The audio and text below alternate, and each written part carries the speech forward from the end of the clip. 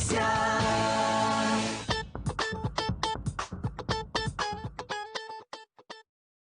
Kembali bersiaran bersama kami dalam Selamat Pagi Malaysia dan seterusnya kita akan bawa perbincangan kepada dunia TVET. Hari ini tetamu kita akan memperincikan mengenai GMI pemangkin TVET Jerman.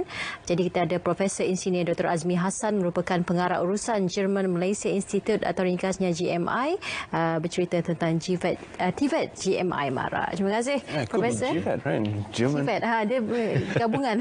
Terima kasih. Assalamualaikum warahmatullahi wabarakatuh. Terima kasih kepada pihak RTM yang sudi menjemput saya mewakili German Malaysia Institute untuk berkongsi pengalaman dan juga berkongsi idea berkaitan dengan TVET. Terima kasih. Sememangnya TVET merupakan idea yang datang cetusannya juga daripada Jerman itu sendiri. Kerana kerancakan industri berasaskan TVET di sana. Mungkin sebelum kita mulakan perbincangan Prof, kita boleh cuba untuk sekali lagi mengubah stigma berkaitan dengan TVET ni. Orang kata TVET ni mungkin untuk mereka yang tidak dapat kelulusan akademik yang sempurna dan adalah pilihan kedua. Pandangan Prof. Ya, okey. Guten Morgen, Malaysia. Okey, pertama mungkin saya akan ambil peluang sedikit untuk menceritakan berkaitan dengan GMI. Sebenarnya GMI, German Malaysia Institute ini sudah lama beroperasi sejak daripada 28 tahun yang lepas.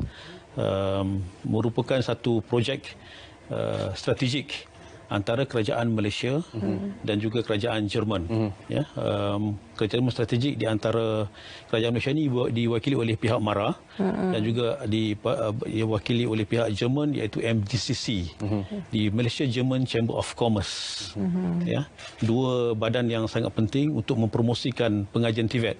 Sebenarnya perkataan TVET ini sebenarnya sudah lama kita laksanakan di peringkat GMI. Kalau saya sebutkan di sini, bila kita promote pada tahun 1992 lagi, kita telah beroperasi, kita mempromot ataupun mempromosi German Vocational Training, ataupun lebih dikenali sebagai di German Dual Vocational Training. Kita telah beroperasi. Di GMI kita, kalau lihat dari segi bilangan TVET, sebenarnya kita telah menghasilkan lebih daripada 12,000 graduan di peringkat diploma. Jadi untuk kalau kita katakan bahawa TVET itu tidak begitu diterima, saya rasa mungkin benda itu satu stigma yang saya rasa mungkin boleh diperbaiki di sini. Jadi di GMI juga kita telah mengadakan, asalnya kita melaksanakan dua program yang penting. Kita sebut sebagai di Production Technology dan juga Industrial Electronics. Mungkin dalam bahasa kita secara mudah ialah kejuruteraan mechanical dan juga kejuruteraan electrical di situ. Kita mempunyai 11 Diploma of Engineering Technology yang khusus yang berkaitan dengan TVET.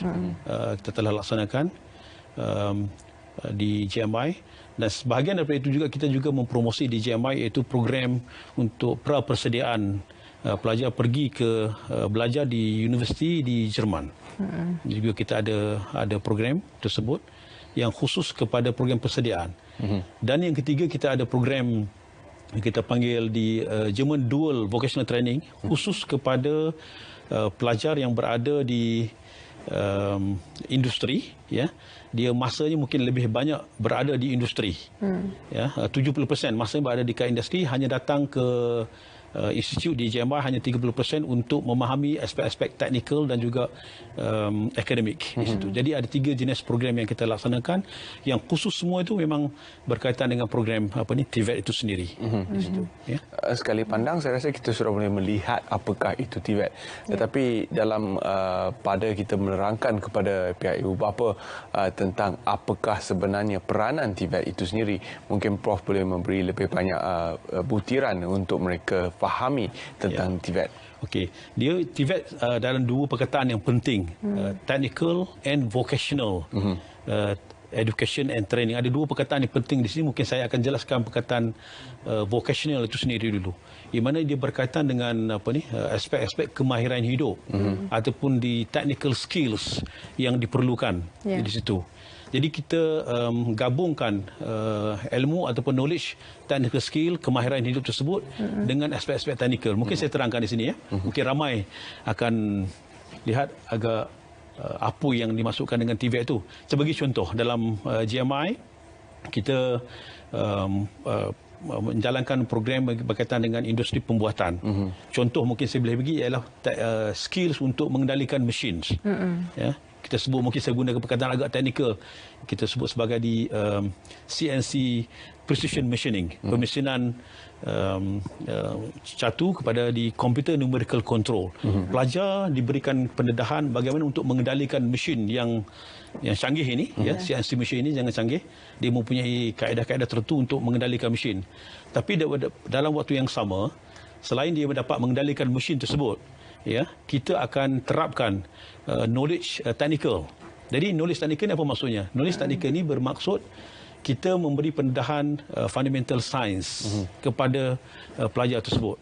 Jadi bila dia mengendalikan mesin, dia faham. Contohnya untuk mesin metal ataupun logam, for example, dia mempunyai knowledge ataupun ilmu yang berkaitan dengan karakteristik of logam tersebut. Jadi dia kena tahu di situ, ya.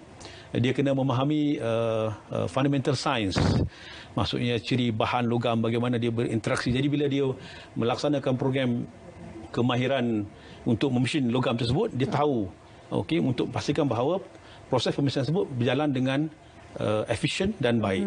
Itu contoh pertama. Ataupun dalam satu bidang yang mungkin juga kita perpuri di JMI ini ialah bidang industri electronics. Mungkin biasa dalam bahasa kita sebut sebagai di bidang robotics contohnya, ya, mungkin Terence dan tahu bidang robotics, ya. Kita juga mempunyai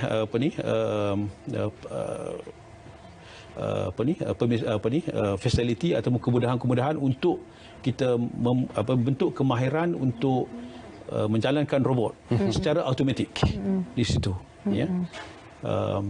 Tetapi dalam waktu yang sama, ya, selain mempunyai kemahiran untuk mengendalikan robot, buat program robot, tapi kita juga memberikan fundamental science knowledge untuk pelajar tersebut untuk memahami macam mana the mathematics dalam robot tersebut. Itu penting, ya. Jadi kalau contohnya macam kita tahu robot tersebut akan bergerak daripada point A ke point B, contohnya, ya. Dia kena tahu koordinat sistem, ya, sistem matematik itu koordinat daripada kedudukan A ke kedudukan B. Bagaimana perubahan kedudukan X, Y dan Z, ya, dalam robot tersebut. Dan sebenarnya melibatkan pengiraan matematik yang sangat complicated kepada robot tersebut. Jadi knowledge itu memang kita beri juga kepada pelajar. Bukan setakat itu, contoh dalam robot kita ada contohnya mempunyai mesin ataupun motor di situ. Jadi kita juga memberi pendedahan kepada pelajar, selain motor itu bergerak, tapi bagaimana functionality of motor tersebut bergerak juga kita ajar kepada pelajar. Sekarang banyak institusi pengajian tinggi yang menawarkan kursus TVET, tapi kalau kita lihat dari GMI itu sendiri ada perkara yang mungkin lebih unik daripada institusi lain, dan kebuli pasaran mereka juga pasti menjadi tumpuan pelajar, bakal-bakal pelajar, kerana mereka mahu selepas tamat saja pengajian nanti mereka boleh mendapat pekerjaan. Ya, okey, ini dari segi unik GMI sebab kita sebut tadi German Malaysia Institute. Kenapa Jerman? Soalan aja kenapa Jerman, ya. Dan kita tahu dalam konteks vocational training memang Jerman ni memang agak terkehadapan, ya, di situ. Dan di sini kita bila kita bangunkan kita punya program di GMI, ya, kita memberi fokus kepada di training yang berkaitan dengan vocational di Jerman itu sendiri. Memang kita punya program yang sama, ya. Kita menggunakan kaedah di Jerman itu lebih kepada program di University of Applied Sciences ataupun Hochschule di Jerman. Jadi program-program yang kita jalankan, ya, memang unik berkaitan dengan teknologi di Jerman, ya. Itu memang saya boleh bagi garanti memang agak unik. Itu satu. And then yang keduanya ialah kaedah pembelajaran kita di JMI. Kita memberikan penekanan supaya pelajar ini berada dalam bilangan yang terhad, yang kecil, ya. Jadi masuk interaction pelajar dengan equipment dan juga interaction dengan pensyarah ataupun kita panggil TTO di Technical Training Officer di JMI ini. Interaction is almost one to one dengan equipment. Memang sebenarnya tidak ada di tempat institusi pengajian yang lain. Ya, kalau kita, sebab saya pun pernah berada di Universiti Awam dulu ni. Kaedah pengajaran kita ialah kita mengadakan pengajaran dalam bilik kuliah, seterusnya kita pergi ke makmal untuk menjalankan praktikal. Dalam GMI kita menjalankan kuliah itu terus dalam dalam makmal. Jadi maksud direct interaction dengan equipment, latihan-latihan itu kita terus sampaikan. Di situ memang ada agak unik. Dan yang keduanya ialah kita nak pastikan bahawa program di GMI ini is student centered dan holistik dari segi aspek pembangunan kemahiran dan juga skill set yang ada di sini. Kita gunakan kaedah 3P di GMI. Ini agak unik. 3P ini ialah pertama ialah di product design. Minta maaf ini problem definition asalnya 3P yang pertama. Yang keduanya kita beri problem di product design. Yang ketiganya kita bagi aspek production. Jadi pelajar mendapat pendedahan yang direct dalam problem definition, memahami masalah dalam industri, dia akan membangunkan produk yang baru dan seterusnya digunakan produk tersebut dalam industri. Itu kita punya kaedah kita. Ya, baik, terima kasih kita ucapkan Prof kerana sudi bersama kami dalam Selamat Pagi Malaysia. Dan itu dia satu penerangan yang terperinci tentang keunikan GMI dan juga bagaimana mereka membantu untuk melahirkan tenaga kerja dalam Malaysia dengan cara yang tersendiri. Betul. Dan menggunakan asas Tibet. Baik, kita nak ke Johor seketika. Kita nak bersama dengan rakan kita untuk cerita pagi hari ini bersama dengan Akila Arbain yang sudah bersedia di sana. Silakan Akila.